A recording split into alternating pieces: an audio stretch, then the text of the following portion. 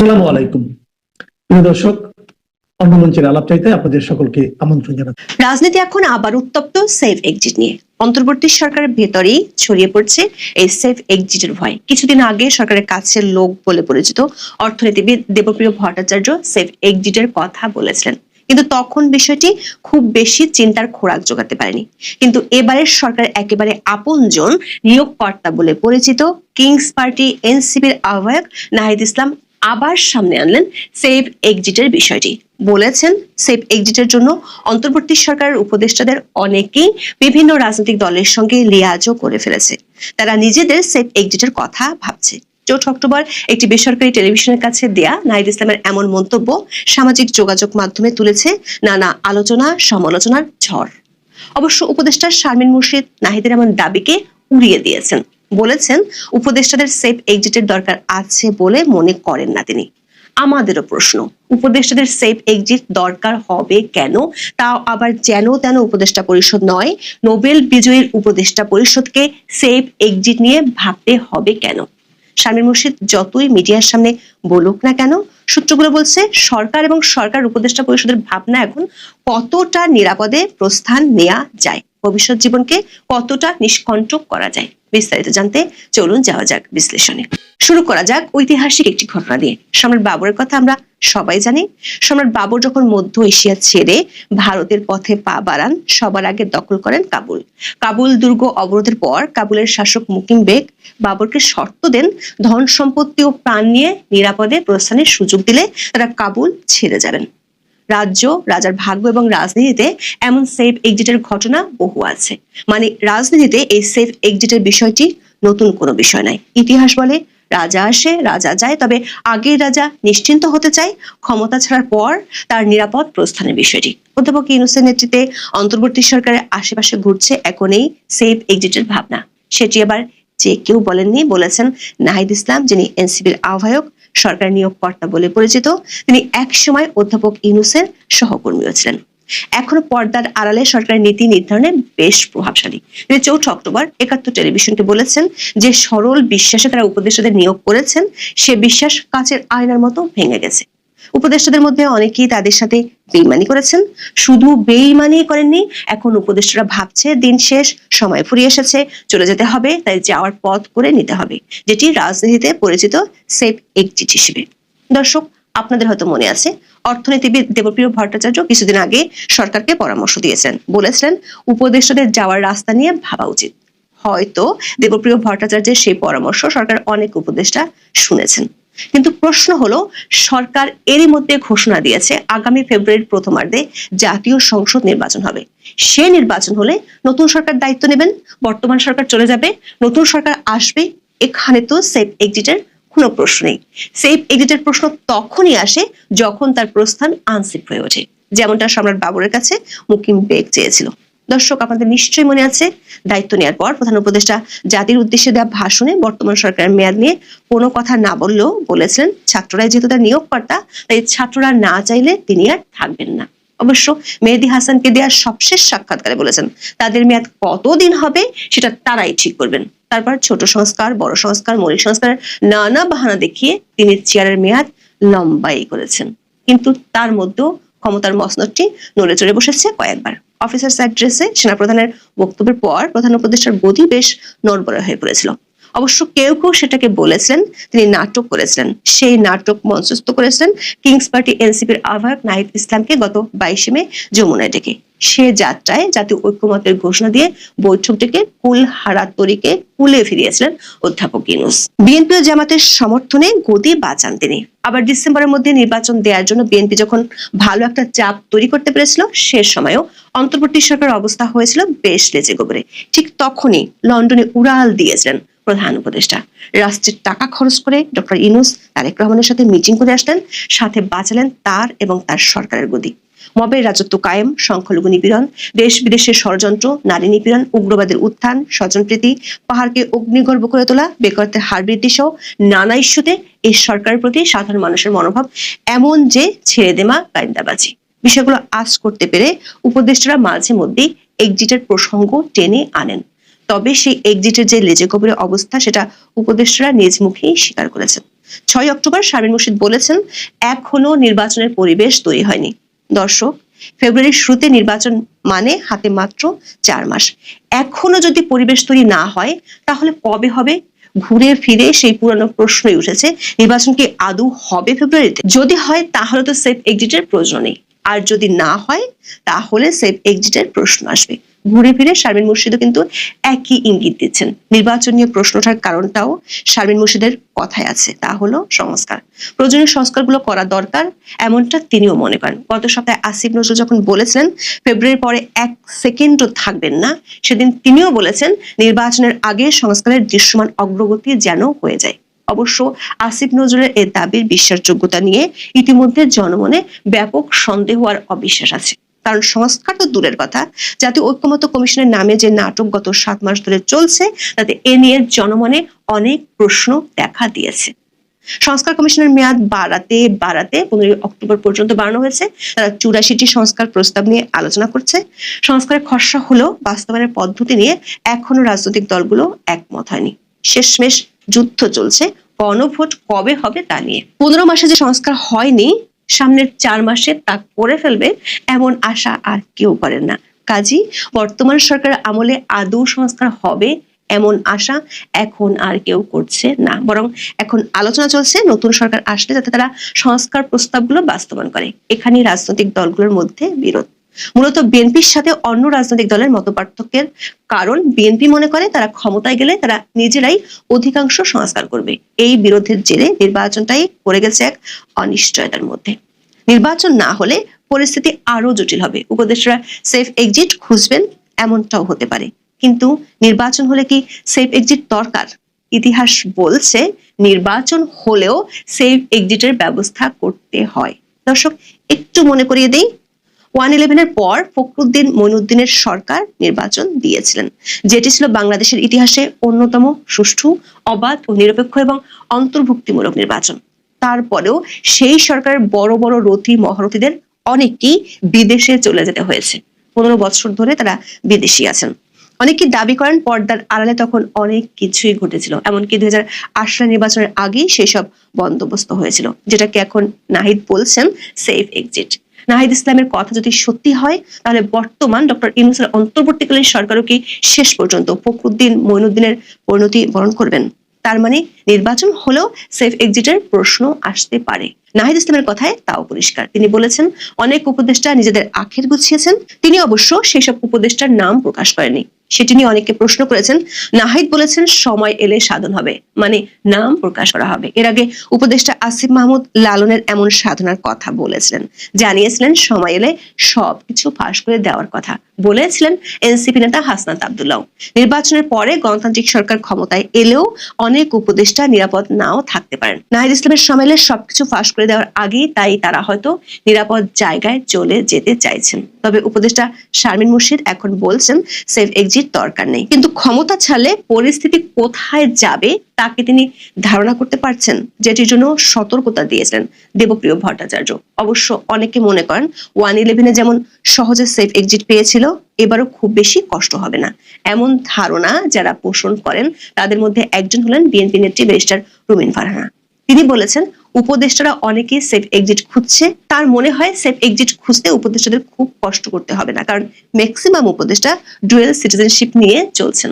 So তাদের একটা বড় অংশই দেশের বাইরে অটোমেটিক্যালি চলে যেতে পারবেন। প্রশ্ন হলো, নাহিদের মতো যাদের ডুয়েল পাসপোর্ট নেই তাদের দুশ্চিন্তা কি এ কারণেই নিয়োগকর্তাকে বিপদে ফেলে কর্মচারী পালিয়ে যাবেন এই দুশ্চিন্তায় ঘুম হারাচ্ছে? এখন এই পর্যন্ত। প্রিয় সুধী, সবাইকে প্রীতীয় শুভেচ্ছা। আজকের বিষয় বিবিসি বাংলার সাথে বিএনপি প্রধান, ডিফেক্টো প্রধান বা অ্যাক্টিং চেয়ারম্যান জনাব তারেক রহমান যে সাক্ষাৎকারটি দিয়েছেন, আজকে তার দ্বিতীয় পর্ব দেখলাম। তো দ্বিতীয় পর্বে তিনি অনেক কথাই বলেছেন। তার মধ্যে একটা বিষয় নিয়ে আমি আজকের বিষয়টি আলোচনা করতে চাই। সে বিষয়টি হচ্ছে, তাকে জিজ্ঞেস করা হয়েছিল যে বাংলাদেশের প্রতিবেশী রাষ্ট্র ভারত, ভারতের সাথে বাংলাদেশের সম্পর্কটি কেমন হবে। তো তিনি ডোনাল্ড ট্রাম্পকে নকল করে বললেন বাংলাদেশ পাস্ট। তো বাংলাদেশ যে প্রথম, বাংলাদেশে হচ্ছে প্রথম বাংলাদেশের কথা আসবে। তো তাকে বলল যে ভারতের সাথে সম্পর্কের ক্ষেত্রে তিনি বলছেন আমরা ন্যায্য হিস্সা চাই, সার্বভৌমত্ব চাই এবং স্বাধীনভাবে আমরা সিদ্ধান্ত নিতে চাই। তো ন্যায্য হিস্সা কিসের চাই বললেন তিনি? ন্যায্য হিস্সা চান পানির হিস্সা। আপনারা জানেন বাংলাদেশ নদীমাতৃক একটি দেশ। আমি আমার বহু ভিডিওতে এই কথাটি বলেছি যে নদীমাতৃক মানে হচ্ছে নদী যার মাতা, অর্থাৎ নদী মাতা যাহার। এই দেশের, এই বাংলাদেশের মাতা হচ্ছে, দেশের যে মা, সেই মা হচ্ছে নদী। পদ্মা, মেঘনা, যমুনা, সুরমা, কুশিয়ারা, আত্রাই, মাতামুহুরী, সাঙ্গু, কর্ণফুলী, মধুমতি, শিবসা। আপনি কোন নদীর কথা বলবেন? আমাদের সমস্ত নদী ভারত থেকে এসছে। আমাদের 54টি নদী বাংলাদেশের উপর দিয়ে শিরা উপশিরার মতো বেষ্টন করে আছে, যার উপরে ভিত্তি করে বাংলাদেশের মাছ উৎপাদন, বাংলাদেশের খাদ্য উৎপাদন এবং বাংলাদেশটি টিকে আছে। সেই নদীর 54টি নদী ভারত থেকে, ভারতের পাহাড়ি অববাহিকা থেকে আস্তে আস্তে বাংলাদেশের দিকে নেমে এসছে। উজানের দেশ ভারত, বাটির দেশ বাংলাদেশ। এই দুইটি দেশ একসময় একটি দেশে ছিল, যার কারণে ভারত বাংলাদেশ নামে আলাদা কোনো ইস্যু ছিল না। কিন্তু 1971 সালে, 1947 সালে পাকিস্তান এবং ভারত, তারপরে বাংলাদেশ এবং ভারত ইস্যুটি আসে। এই ভারতের নদীর পানি বাংলাদেশ কিন্তু ব্যবহার করছে জন্মের পর থেকে বা জন্মের আগ থেকে। এখন আপনার সাথে আমার সম্পর্কের ক্ষেত্রে যদি আমি বলি বাংলাদেশ ফার্স্ট, ধরলাম বাংলাদেশ তো ফার্স্ট হবে, আপনার দেশ, আপনি তো ফার্স্ট করবেন। আর ভারতও যদি বলে ভারত ফার্স্ট, ইন্ডিয়া ফার্স্ট, তখন আপনি কি করবেন? ভারতের সাথে ভারত যদি আমাদেরকে নদীর পানি বন্ধ করে দেয় বা ডাইভার্ট করে, বা পানি যদি শুষ্ক মৌসুমে আমাদেরকে পানি দেওয়া যদি 100 ভাগ কমিয়ে দেয়, আর বর্ষা মৌসুমে যদি আরো 50 ভাগ বাড়িয়ে দেয়, তাহলে আমরা বন্যায় ভুগবো, আর শুষ্ক মৌসুমে আমরা মরুভূমি হয়ে যাব। তো এই অবস্থা থেকে মুক্তির জন্য উপায়টা কি? বাংলাদেশ ফার্স্ট কি উপায়? এটা হয়তো একটা উপায়, বাংলাদেশ ফার্স্ট। তো বাংলাদেশ ফার্স্ট, বাংলাদেশকে যদি নদীতে পানি দেওয়া না হয়, তাহলে আমরা কি করতে পারবো? আমরা করতে পারবো আন্তর্জাতিক আদালতে মামলা দেওয়ার ব্যাপারে আমরা কথা বলতে পারি। তো আন্তর্জাতিক আদালতে মামলা দিতে হলে কি করতে হয় আপনারা কি জানেন? আন্তর্জাতিক আদালতে কোনো বিষয়ে মামলা নিতে গেলে কনভেনশনের উপরে ভিত্তি করে মামলাটা করা হয়। যেমন একটা রাষ্ট্রের ভিতরে তার আইন থাকে, রাষ্ট্রের সমস্ত নাগরিক আইন মানতে বাধ্য, কিন্তু আন্তর্জাতিক সম্প্রদায়ের ক্ষেত্রে কিন্তু এরকম কোনো আইন স্পেসিফিক নাই, এটা আছে বিভিন্ন কনভেনশনের মাধ্যমে। তো আন্তর্জাতিক নদীর পানি, আন্তর্জাতিক নদী বলতে যদি একটি নদী একাধিক দেশের উপরে প্রবাহিত হয়, সেই সব আন্তর্জাতিক নদীর পানি প্রবাহের ক্ষেত্রে একটি কনভেনশন আছে, আন্তর্জাতিক river convention, international river convention. সেই রিভার কনভেনশন যদি কেউ ভঙ্গ করে, তার বিরুদ্ধে মামলা করা যায়। তার পূর্বশর্ত হলো সে যে দুটি দেশ এই মামলাতে জড়াবে, দুটি দেশকেই এই নদী কনভেনশনের সিগনেটারি স্টেট হতে হবে। আপনারা জানেন এই দক্ষিণ পূর্ব এশিয়াতে ভারত এবং চায়না, এই দুইটি রাষ্ট্র আন্তর্জাতিক নদী কনভেনশনে সিগনেচার করেনি, অর্থাৎ সিগনেটরি রাষ্ট্র নয়। যার কারণে আপনি চাইলেও ভারতকে বা চায়নাকে আন্তর্জাতিক আদালতে নিয়ে যেতে পারবেন না, কারণ যেহেতু তারা নদী কনভেনশনে সিগনেটরি নয়। এক, তাহলে আপনার হাতে মামলা করার কোনো সুযোগ নেই। আর দ্বিতীয় হচ্ছে, অন্য কোনোভাবে তার উপরে প্রেশার ক্রিয়েট করবেন অথবা তাকে যুদ্ধ করে তাকে আপনাকে পানি দিতে বাধ্য করবেন। বাংলাদেশ, এই 18 কোটি মানুষের এই জনপদ, 1,47,000 বর্গ কিলোমিটারের এই দেশ, তাদের কি সেই সক্ষমতা আছে যে ভারতের সাথে যুদ্ধ করে ভারতকে বাধ্য করবে আমাদেরকে পানি দিতে? সেই সক্ষমতা আপনার নাই। আরেকটি কি, ভারতের যে ছোট ছোট অঙ্গরাজ্যগুলি আছে, 7টি অঙ্গরাজ্য বাংলাদেশের পাশে, সেগুলোতে বিচ্ছিন্নতা, সেটাও পারবেন না। কারণ এই চেষ্টা তো জিয়াউর রহমানের আমলে হয়েছে, এরশাদের আমলে হয়েছে, খালেদা জিয়ার আমলে হয়েছে, ডক্টর ইউনূসের আমলেও হয়েছে, কিন্তু কিছুই আপনারা করতে পারেননি। সুতরাং আপনাদের হাতে যে কয়টি অপশন আছে, সেই কয়টি অপশন মৃত। এখন আপনার বাংলাদেশ ফার্স্ট আর মোদির ভারত ফার্স্ট যদি দুই জায়গায় থাকে, তাইলে এই বাংলাদেশ শুষ্ক মরুভূমিতে পরিণত হবে। তাই আমাদেরকে মধ্যমধ্যে জায়গায় আসতে হবে, যে দুইটা দেশের স্বার্থ দুই দিক থেকে ছাড়তে হবে। ভারতকে ভারত ফার্স্ট জায়গা থেকে একটু নেমে আসতে হবে, আর বাংলাদেশকে বাংলাদেশ ফার্স্ট জায়গা থেকে একটু নেমে আসতে হবে, এবং প্র্যাগম্যাটিক অ্যাপ্রোচ নিয়ে দুইটা বন্ধুপ্রতিম রাষ্ট্রের মধ্যে একটা নেগোশিয়েটেবল একটা রিলেশনশিপ তৈরি করতে হবে। যে রিলেশনশিপের কারণে ভারত আমাদেরকে নদীর যে স্বাভাবিক প্রবাহ, নদীর যে ন্যাচারাল প্রবাহ, সেই প্রবাহ মোতাবেক পানি দিতে সম্মত হবে। শুধু কি পানি, আমরা একসময় শুনতাম ভারত আমাদের কাছ থেকে শুধু নেয়, ভারত আমাদেরকে ব্যবহার করে, কিন্তু এই ইউনূস সরকারের আমলে এসে জানলাম ভারতের হলদিয়া পোর্ট দিয়ে প্রতি বছর আমাদের 5,000 কোটি টাকা আমরা রপ্তানি করতাম, কি গার্মেন্ট ম্যানুফ্যাকচারিং এবং অন্যান্য দ্রব্য। এখন ভারত কি করেছে, বলেছে না, আমাদের হলদিয়া বন্দর মানে কলকাতার পশ্চিমবঙ্গের যে হলদিয়া বন্দর, সেই হলদিয়া বন্দরটি বাংলাদেশ এখন আর ব্যবহার করতে পারে না। আমাদের বিদ্যুতের অভাবে আপনারা জানেন 2001, 2, 3, 4, 5, 6 সালের দিকে দেখেন মানুষের প্রোডাক্টিভিটি অর্ধেক নেমে গেছিল। শেখ হাসিনার আমলে এসে সেই বিদ্যুতের উন্নতি হয়েছে। এর একটি কারণ, তারা চেষ্টা করেছে দেশের ভিতরে করতে, আবার ভারত থেকে বিদ্যুৎ আমদানিও করা হয়েছে, আদানিদেরকে কন্ট্রাক্টও দেওয়া হয়েছে। তার মানে কি দাঁড়াচ্ছে, যে আমাদের যে পাওয়ার জেনারেশন, আমাদের যে পাওয়ার প্রডিউস, সেটাও কিন্তু ভারত থেকে এসছে। পানি দরকার, ভারত থেকে এসছে। পেঁয়াজ দরকার, ভারত থেকে আসে। কোরবানির গরু দরকার, ভারত থেকে আসে। মসুরের ডাল দরকার, ভারত থেকে আসে। এই সীমান্ত অঞ্চলের কাপড়ের চাহিদা ভারত থেকে এসছে। তার মানে কি দাঁড়াচ্ছে, চাল, ডাল, লবণ, তেল আপনার যখন যা দরকার তখনই আপনি ভারত থেকে আনেন। আর আপনার ফার্স্ট হলো বাংলাদেশ, এখন মোদির ফার্স্ট হচ্ছে ইন্ডিয়া। সেই জায়গায় যদি রাষ্ট্রনায়ক, দেশনায়ক অথবা তারেক রহমান অথবা খালেদা জিয়া, শেখ হাসিনা, ইউনূস অথবা অন্য কেউ যার কথাই বলেন, তারা যদি প্র্যাগমেটিক অ্যাপ্রোচ নিয়ে আমাদের প্রতিবেশীদের সাথে যদি আলোচনা না করে, ডায়ালগ না করে, অন্যদের চাইতে, পৃথিবীর অন্য অঞ্চলের চাইতে এই অঞ্চলকে যদি গুরুত্ব সহকারে বিবেচনা না করে, তাহলে সেটা আত্মঘাতী হবে বাংলাদেশের জন্য।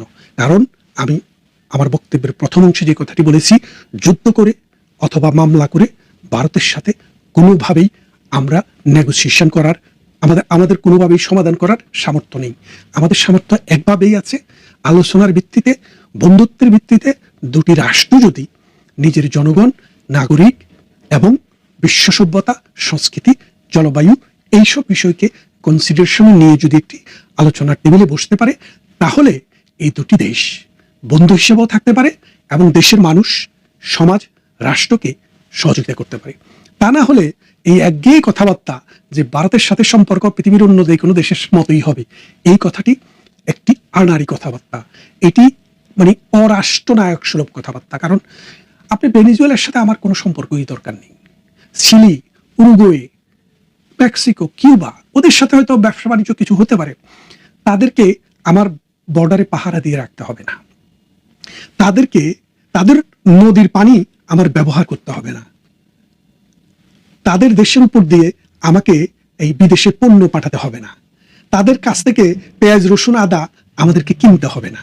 তাহলে বুঝতে হবে যে কোন রাষ্ট্রের সাথে আমাদের সম্পর্কটা কি হবে, সেটা বাংলাদেশের মানুষের, বাংলাদেশের মাটির, বাংলাদেশের প্রকৃতির প্রয়োজনের উপরে ভিত্তি করে হতে হবে। আর ভারত এমন একটি রাষ্ট্র, যেই রাষ্ট্রটিকে আমরা চাই বা না চাই, তার আলো, তার বাতাস, তার পানি, তার নদী, তার নালা আমার দরকার, এবং আমাকে সেই জায়গা থেকেই রিয়েলিস্টিক অ্যাপ্রোচে সিদ্ধান্ত নিতে হবে।